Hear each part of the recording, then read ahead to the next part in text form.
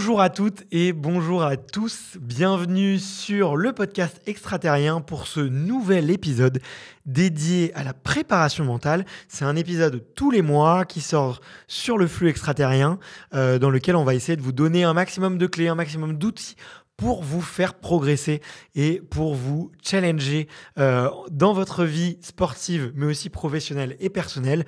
Le but, c'est effectivement d'être heureux en performant. Et aujourd'hui, je suis avec mon ami et acolyte, avec Pierre David. Salut Pierre. Salut Bart. Eh bien, pour te présenter rapidement, parce qu'il y en a encore quelques-uns qui ne savent pas qui tu es ancien sportif de haut niveau en boxe française, 5 finales de championnat de France, 1 gagnée, 4 de perdue. Tu t'es toujours passionné pour l'être humain, l'introspection, la préparation mentale et tu as accompagné plus de 600 athlètes en préparation mentale, des entrepreneurs également, via ta société, l'Académie de la haute performance, où vous formez aussi des préparateurs mentaux à votre méthode, la dépolarisation. Et je recommande à tous les athlètes que je rencontre et que j'interviewe tes 2 livres, L'identité gagnante et La préparation mentale gagnante. Et aujourd'hui, nous allons parler confiance en soi. Est-ce que tu es prêt ? Allez, prêt. Eh bien, alors c'est un sujet qui me tient particulièrement à cœur parce que ça revient un peu à toutes les sauces, à tous les goûts, tu vois, chez les athlètes, le sujet de la confiance. Et à la fois, on a du mal parfois à la définir, à savoir exactement ce que c'est. Et j'ai bien aimé parce qu'en préparant cet épisode, tu m'as dit attention, il y a 2 types de confiance. Je te laisse nous les présenter et nous expliquer de quoi il s'agit. Ouais, bah super. Alors pourquoi déjà 2 types de confiance en soi ? Encore une fois, pour moi, à chaque fois, on a ces deux choses à prendre en compte. C'est qu'on est à la fois des êtres et à la fois des humains. On n'est pas que des êtres, pas que des humains. Donc, ça veut dire qu'il y a une confiance en soi, être, qui est celle-ci informelle, intemporelle et inconditionnelle, et une autre partie qui est humaine, qui est plus vraiment la chair, qui est reliée à la matière et donc qui est conditionnelle, formelle et finie. Donc, à partir de là, on sait qu'il y a ces 2 confiances en soi qui rentrent en boucle. Alors, du coup, la première confiance en soi, la confiance en soi inconditionnelle. Celle-ci, j'ai eu le déclic quand je suis parti justement chez les moines méditer pendant 20 jours en Vipassana, donc sans lire, sans écrire, sans parler pendant 20 jours. Donc, j'avais le temps de réfléchir à ces questions existentielles. Et là-bas, j'ai réalisé que j'ai vraiment compris que j'étais tout, quand moi, j'avais toutes les identités. Donc, ma partie être est simplement l'essence, est juste une possibilité. Et qu'à chaque instant, je peux choisir qui j'ai envie de devenir. C'est-à-dire, je peux à chaque instant décider que là, être quelqu'un de souriant, quelqu'un de triste, quelqu'un d'un peu fou, etc. Donc, j'ai le choix d'être qui j'ai envie d'être à chaque seconde. Okay, donc ça, c'est le premier point. Et ensuite, par contre, vu que je vais grandir, il y a certaines parties de moi que je vais réprimer et d'autres que je vais exprimer en disant « je suis ceci, mais je ne suis pas cela ». Okay, par exemple, je suis quelqu'un d'humble et donc je ne suis pas quelqu'un d'arrogant. Je suis quelqu'un de gentil et donc je ne suis pas quelqu'un de méchant. Mais tout cela, ce sont que des concepts. Et quand je me définis moi-même, peut-être que moi, je vais me définir de quelqu'un d'altruiste. Et pour autant, quelqu'un d'un autre point de vue va me définir comme quelqu'un d'égoïste. Par exemple, si je reste au travail pour aider mes collègues, peut-être que je vais être vu par mes collègues comme quelqu'un d'altruiste. Et pour autant, à la maison, il y a peut-être mes enfants ou mon mari qui peut dire ah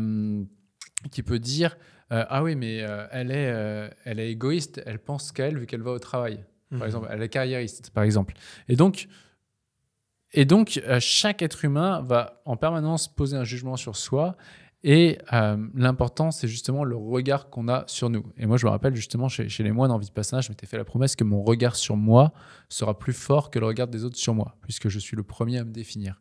Et donc ça, c'est la première chose. Confiance en soi inconditionnelle, c'est voir que j'ai toutes les identités en moi. Et ensuite, la deuxième chose, c'est que j'ai beau, à un moment donné, me définir comme quelqu'un d'excellent, si mes résultats, je continue de courir après quelque chose qui ne me correspond pas, eh bien forcément, l'excellence, je ne vais pas pouvoir sur du long terme tenir des bons résultats.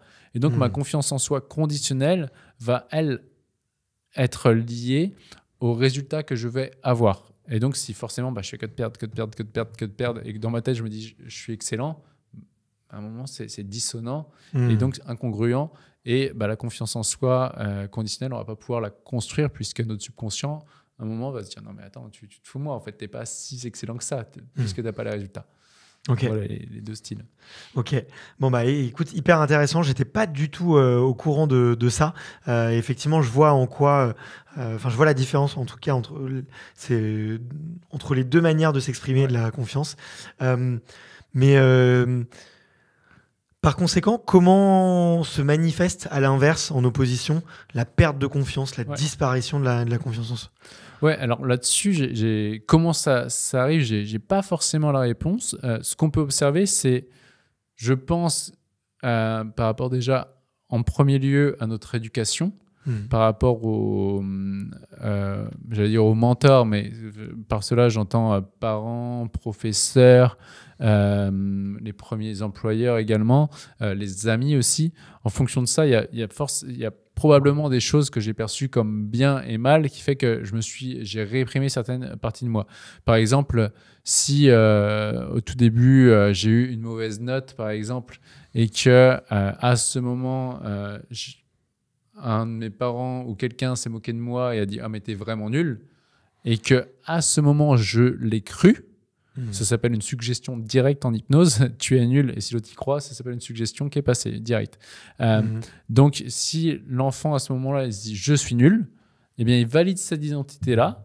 Et si on fait une généralisation, eh bien, du coup, l'inverse de « je suis nul », ça peut être « je suis excellent » ou « je suis bon ». Eh bien, forcément, il ne va pas l'avoir, et donc, il n'aura pas confiance en lui, puisqu'il ne va pas pouvoir s'autoriser à exprimer le meilleur de lui-même, puisque si son identité est « je suis nul », les résultats qu'il va matérialiser vont constamment tendre à lui montrer qu'en effet, il est nul. D'accord, ok. Donc ça peut être une voie, par exemple. Ouais, donc selon toi, oui, il y a toujours quand même un élément déclencheur ou une croyance qui va être injectée, quoi, d'une certaine façon. Ouais. Et est-ce que ça peut arriver aussi de se la construire tout seul ou toute seule, entre guillemets? Par là, j'entends l'athlète qui va enchaîner les défaites, ou la blessure, par exemple, qui peut avoir des contraintes. Ça peut être aussi ce genre d'événements qui vont créer des croyances inverses. Ouais, totalement. Là, justement, quand tu es en train de dire ça, justement, on est sur la confiance en soi conditionnelle. Si, à force de répétition, on loupe les choses que l'on se fixe, ça vient jouer sur la confiance en soi en termes d'identité, donc inconditionnelle. Et donc, on va se dire, non, mais je suis nul. Et là, on perd confiance en nous. Donc, après, ça peut être aussi lié à la comparaison. Donc déjà, sur le premier point, le manque de confiance en soi, s'il se construit justement plus tardivement, on va dire après l'adolescence ou jeune adulte, souvent, je pense que ça va être lié à une répétition d'échecs, et donc d'associations négatives par rapport à un résultat donné, ou alors à un gros échec, un gros trauma. Et donc, c'est-à-dire quoi? Il y a un événement, là, il y a beaucoup d'émotions négatives d'associer à cet événement. Et donc, dès qu'il y a une pensée, une perception de perte liée à des émotions très négatives, ça crée du coup plutôt un trauma. D'accord. Donc voilà, et là, à ce moment, après, en justement dépolarisant, on peut transcender ça et transformer le négatif en positif et donc récupérer confiance en soi rapidement. Mais là, on peut construire le manque de confiance en soi. Et l'autre, ensuite, le deuxième point que je vais aborder, c'était sur la comparaison. C'est-à-dire que si on se compare, Ralph Waldo Emerson, un écrivain américain, disait tout le temps, disait dans son livre La Confiance, justement, il disait comparaison égale suicide, envie égale ignorance. Donc, quand on se compare, avec la phrase de Dr. John DeMartini qui est dès que tu te compares, tu perds ton avantage concurrentiel. Donc, dès qu'on se compare à un autre être humain, on est en train de comparer deux systèmes de priorité intrinsèques différents, deux unicités différentes.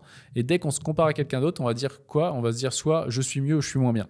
Et dès qu'on se dit je suis mieux que quelqu'un ou je suis moins bien que quelqu'un, on se déconnecte de notre potentiel. Bien Donc, sûr. si forcément on regarde d'autres personnes qui n'ont pas notre expérience de vie, qui n'ont pas vécu ce qu'on a vécu, et si on les perçoit comme ah mais lui il est mieux que moi, nous on va perdre confiance en nous. Bien sûr. Et puis en plus, comme on l'a dit dans précédents épisodes, l'esprit humain peut avoir tendance à aller chercher le négatif Ouais, c'est clair. dans la comparaison et omettre le positif. Ouais. Ça me parle beaucoup, moi justement, parce que directement d'ailleurs sur l'activité de podcasteur, tu vois, et même d'entrepreneur au sens plus large, souvent j'étais un peu happé par notamment les réseaux sociaux, aller voir ce que d'autres créateurs de contenu peuvent faire, me dire tiens là, en plus les réseaux sociaux ont un effet hyper perverse, quoi. Tu vois les chiffres, tiens lui il a fait tant de vues, il a fait tant de likes, lui waouh il a tel nouveau projet et moi j'ai pas. Et en fait on oublie quels sont ses objectifs à soi et qu'est-ce qu'on a envie de réaliser. C'est clair. Donc, et c'est là où la dépolarisation inversée est pour moi un outil qui est fantastique, parce que dès qu'on se compare à quelqu'un d'autre, par exemple sur les réseaux sociaux, il a plus de followers que moi. Ok, donc factuellement qu'est-ce qu'il a? Après on va aller voir sous quelle forme nous on l'exprime aussi. Et là, waouh, juste en faisant ça, en autant 10 moments, les gens reprennent une estime d'eux-mêmes. Et après, avec le jeu bénéfice-inconvénient, on voit que, en fait, c'est bon. C'est juste qu'on est deux personnes différentes. Mais moi aussi, si je continue dans cette voie-là, j'aurai des résultats qui correspondent à ma forme. D'accord. Est-ce qu'on peut réexpliquer un peu le protocole un peu plus en détail sur la dépolarisation inversée? On l'a déjà fait. Alors pour les auditeurs qui n'ont pas écouté, sachez qu'on a fait un épisode sur vraiment tout le protocole de la dépolarisation et de la dépolarisation inversée. Je vous recommande d'aller l'écouter tout de suite, c'est un bijou. Mais est-ce que là, dans le cas de la confiance, est-ce que tu peux, et notamment de la comparaison, est-ce que tu peux justement réexpliquer un peu peut-être les étapes et on pourrait donner ça en exercice pour les auditeurs et auditrices qui auraient envie d'essayer par eux-mêmes? Ouais, carrément. Et juste avant d'aller sur la dépolarisation inversée, parce que je l'avais en tête et je ne l'ai pas dit tout à l'heure, du coup je dis maintenant pour être sûr de poser. Sur la première aussi, moi ce que je peux remarquer dans les athlètes qu'on accompagne et qui ont parfois un manque de confiance, c'est aussi à ce moment des fois ne pas reconnaître, aimer, accepter la partie arrogante en nous. Tu vois, ça c'est vraiment ça chez les athlètes qu'on peut voir où les gens les voient comme confiants et eux ils ont une petite faille à l'intérieur et ils n'arrivent pas à percer au plus haut niveau, ils sentent qu'ils sont bridés. Là souvent il y a déjà aimer accepter le côté arrogant chez nous pour justement pouvoir exprimer totalement cette confiance, parce que souvent quand on manque de confiance en soi, les gens qui ont plus nous agacer sont ceux qu'on perçoit avoir très confiance en eux. D'accord. Donc là, la première étape que j'avais vraiment omise, c'est la dépolarisation classique. Pour ça, est vraiment très efficace et on ressent chez les athlètes qu'on accompagne où justement ils vont se dire ok, là je me sens plus solide et je peux prendre ma place. Quoi. Mais c'est fou ce lien d'ailleurs qu'on fait entre l'arrogance et la confiance. Je me suis toujours demandé, est-ce que c'est très franco-français, très franco-français et est-ce que ça se reproduisait à l'international? Et tu vois, c'est marrant parce que ça me fait penser à un athlète qui a fait beaucoup de préparation mentale, pas avec toi, mais je suis sûr qu'il apprécierait le faire, c'est Florent Manodou, où beaucoup de gens pouvaient avoir tendance, tu vois, à l'imaginer comme très arrogant, et pour l'avoir rencontré personnellement, en fait, j'ai vraiment fait la différence entre l'arrogance et la confiance. C'est quelqu'un qui est sûr de soi, qui est sûr de ses valeurs, sûr de ses forces, mais qui remet en question quand même beaucoup de choses et qui n'est pas là pour écraser les autres ou pour se vanter tout le temps. Tu vois, c'est quelqu'un qui a besoin de rire et de blaguer, mais qui n'est pas du tout dans justement cette arrogance à rabâcher tout le temps qu'il est le meilleur, bien au contraire. Donc c'est grâce à toi en tout cas que j'ai bien vu la différence entre les deux, quoi. Et par contre l'entourage peut le percevoir comme ça, c'est ça? Ouais, exactement. Encore une fois. Et moi j'ai eu beaucoup d'auditeurs qui ont écouté l'épisode en me disant je redécouvre l'homme, je pensais que l'image qu'il donnait était l'image de quelqu'un d'arrogant, et en fait quand tu lui parles 1h30, 2 heures, tu vois que c'est pas le cas en fait. C'est de la confiance, c'est une sérénité, mais c'est pas de l'arrogance ou même un caractère un peu toxique et écrasant. Tu vois, comme ça aurait pu être perdu. Trop bien. Est-ce qu'on passe à la dépolarisation inversée? Ouais, voilà. Donc la dépolarisation inversée, c'est là où je trouve que c'est chaque être humain vraiment. Alors là, si j'injecte mes valeurs, devrait maîtriser ça. Pourquoi? Parce que ça permet de plus minimiser, tout simplement. Ni nous exagérer, bien entendu. Parce qu'en tant qu'être humain, soit on se minimise, soit on s'exagère quand on est déconnecté de qui on est. Mais du coup, la dépolarisation inversée est vraiment bien parce qu'on va voir qu'on a tous les traits de caractère en nous. Et donc, chaque chose que l'on admire à l'extérieur, c'est des choses que l'on ne voit pas à l'intérieur. Par exemple, si on prend, on peut prendre quel exemple comme ça? Enfin, là je l'avais déjà cité le coup de Laura juste aux Jeux Olympiques avec des athlètes qu'elle voyait comme plus déterminés qu'elle. Justement, quand on a déconceptualisé ça et on a regardé sous quelle forme elle exprimait sa détermination, à la fin, elle était mais totalement à l'aise et elle voit que ah ouais, mais ma détermination, elle a juste une autre forme d'expression que les autres. Et c'est OK, en fait. Et du coup, j'ai aussi avec... ça, c'est dans mes tout débuts, avec une dame en badminton. C'est un niveau régional. Et justement, elle se comparait à d'autres en compétition qui lâchaient rien, en fait. Elle fait, ouais, mais elle lâche rien. OK, toi, dans la vie, sous quelle forme? Donc, on déconceptualise avant, mais là, pour être plus court, on va direct sous quelle forme toi, tu lâches rien. Et en fait, elle voyait qu'avec ses enfants, elle était tout le temps présente et elle lâchait rien, etc. Pourquoi? Parce que ses enfants étaient une priorité plus haute que le sport. Bien sûr. Et en faisant la dépolarisation comme ça, à la fin, elle était juste bien avec la dépolarisation inversée en voyant que elle aussi, en fait, elle n'avait plus besoin. Alors, à la base, elle voulait faire du sport à plus haut niveau pour prouver aux autres qu'elle était forte. Mais là, vu qu'elle était déjà forte dans son système de valeurs, dans son système de priorité intrinsèque. Donc, c'est vraiment important. Et là, tu reprends confiance en toi, en fait. Oui, parce que tu vois que finalement, tu étais juste en train de te comparer. Tu comparais deux... Et ça, en entrepreneuriat, c'est pareil, on le voit énormément. Mais quand tu fais cette dépolarisation inversée, tu arrêtes de te comparer et tu vois juste que c'est deux systèmes de priorité différents, deux unicités différentes et chaque être humain est unique. Et donc, en fait, tu vois que chacun fait son chemin et ça se passe bien. Et en plus de ça, alors dans une entreprise, c'est encore mieux, puisque dans une entreprise ou dans un sport d'équipe, dans une entreprise ou un sport d'équipe, tu vas voir que chacun est là pour se compléter. Et encore heureux qu'on n'est pas excellent dans le même domaine de compétences, parce qu'autrement, il y aurait concurrence et on ne pourrait pas co-créer et faire des trucs qui nous dépassent. Bien sûr. Ouais. Si on voulait donner un petit exercice pour nos auditeurs et auditrices en quelques étapes, quel devoir on leur donne? Moi, je pourrais leur donner la première chose serait, alors je sais que c'est un peu challengeant, mais ce serait aller noter 3 traits de caractère que vous admirez dans la vie, trouver qui les exprime. Et ensuite, allez voir vous sous quelle forme, notez 10 moments où vous exprimez ce trait de caractère. Je ne sais pas si c'est par exemple quelqu'un que vous percevez excellent, allez voir sous quelle forme vous le faites. Si c'est quelqu'un que vous percevez avoir de la notoriété, allez voir sous quelle forme vous le faites. Et vraiment noter une dizaine de moments comme ça jusqu'à temps que vous dites « Ah, mais en fait, c'est bon, il ne me manque rien. » Ok. Et ça, effectivement, ça permet de regagner confiance en soi et de moins se comparer, ou en tout cas de se comparer sainement, si on peut dire. À quel moment faire appel à un préparateur mental quand on sent qu'on commence à perdre confiance en soi? On entend souvent tu vois, des histoires d'athlètes qui sont un peu dans un cercle vicieux. Alors là, je fais le journaliste et je reprends les mots de j'allais dire confrères, mais non, ce ne sont pas des confrères, je ne suis pas journaliste, mais et tant mieux. Mais en tout cas, oui, à quel moment on entend souvent, tu vois, dans la presse, dans des commentateurs, tiens, cet athlète, il est dans un cercle vicieux, il est en train de perdre confiance en lui ou il perd confiance en lui. À quel moment, toi, j'imagine le plus tôt possible, mais à quel moment, toi, les gens viennent te voir, généralement, pour résoudre ce souci-là? Ouais, alors, nous, ça dépend. Il y a des gens qui sont... il y a des gens qui ont déjà travaillé avec quelqu'un et qui voient qu'ils ont avancé, mais qui ont atteint un petit plafond de verre et du coup, ils viennent nous voir. Et il y en a d'autres, simplement en regardant des vidéos, en lisant le livre, ça leur parle et ils viennent. Après, en théorie, en effet, aujourd'hui, si vous écoutez ce podcast, j'ai envie de dire, ça dépend combien de temps vous avez envie de perdre, entre guillemets, à essayer de le faire seul. C'est juste cette relation à combien de temps est-ce que j'ai envie de ne pas exploiter à 100% mon potentiel.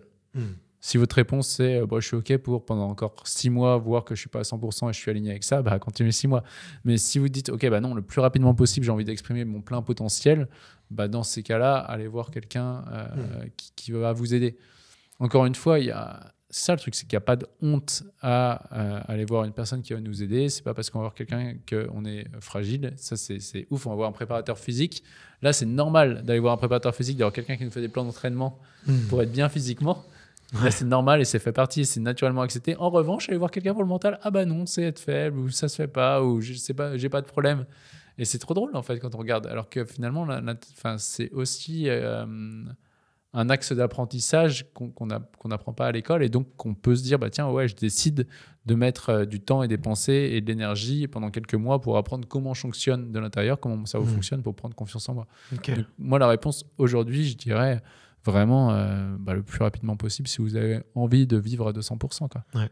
Il y a encore beaucoup d'athlètes de haut niveau qui viennent te voir et qui peuvent avoir honte ou ne pas être à l'aise justement avec l'idée d'aller voir un préparateur mental.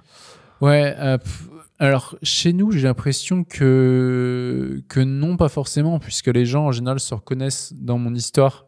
Et du coup, et puis vu que l'Académie de l'Auto-Performance, quand j'ai monté à la base, et je suis content que ce soit parce que j'ai monté tout seul, et je pensais, comme quoi la vision s'est réalisée, où nous on est une équipe de sportifs pour des sportifs. Ouais. Et du coup, les coachs qui sont dans l'Académie de l'Auto-Performance ont d'abord été clients, soit en tant que sportif, soit en tant que préparateur mental, anciens sportifs qui se sont ensuite libérés. Voilà, on a plusieurs sportifs de haut niveau quand même dans l'équipe, anciens sportifs de haut niveau dans l'équipe. Donc, il y a, je pense, chez nous ce rapport où d'entraide entre guillemets entre sportifs. Donc voilà, mais j'ai pu l'entendre ou le percevoir à l'époque des gens qui hésitent en mode ok, par contre je le dis à personne autour de moi n'est au courant. Ça, on l'entend encore. Ouais. Personne autour de moi n'est au courant. Le coach n'est pas au courant, ça on l'a aussi entendu. Ouais. Et ils attendent d'avoir les résultats avant d'en parler.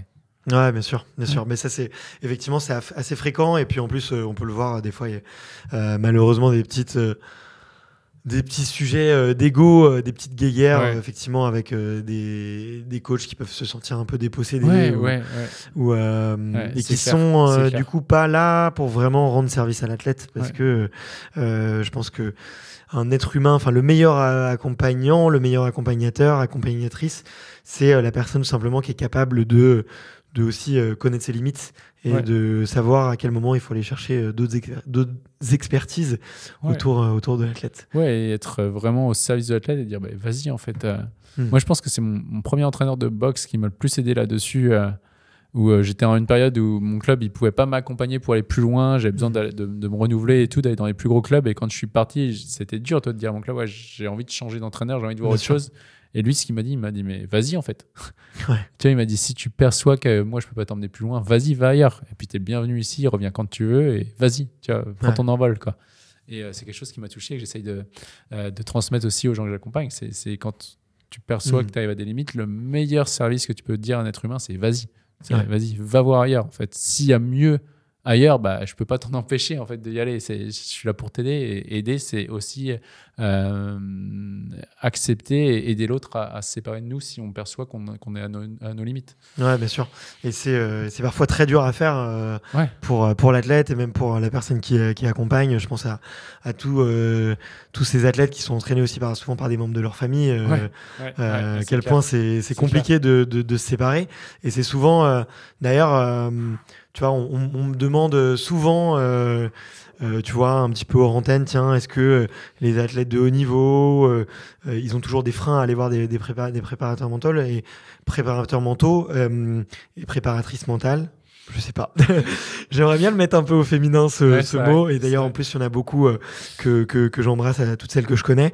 Mais en tout cas, quand on me pose la question, souvent, j'ai l'impression que quand même de plus en plus les athlètes sont volontaires, le veulent. Certains s'en rendent moins compte parce qu'ils sont peut-être un tout petit peu moins dans l'introspection et dans la connaissance de soi, mais que généralement le frein c'est peut-être un peu plus l'entourage, quoi. Parce que écart générationnel aussi qui veut peut-être ça. On a bien fait le tour de la question. Je te remercie pour tous ces détails, et puis on aura filé des petits exercices, donc allez faire vos devoirs. Si jamais vous voulez aller effectivement creuser le sujet de la dépolarisation, de la préparation mentale, je vous mets les liens des 2 livres de Pierre dans la description. Vous pouvez aussi prendre un rendez-vous avec un membre de son équipe et de voir effectivement s'il y a des sujets de confiance que vous pourriez régler ensemble. Le premier appel est gratuit, donc vraiment n'hésitez pas. Et puis d'ici là, on se dit à très vite pour un prochain épisode. Salut Pierre. Salut Bart.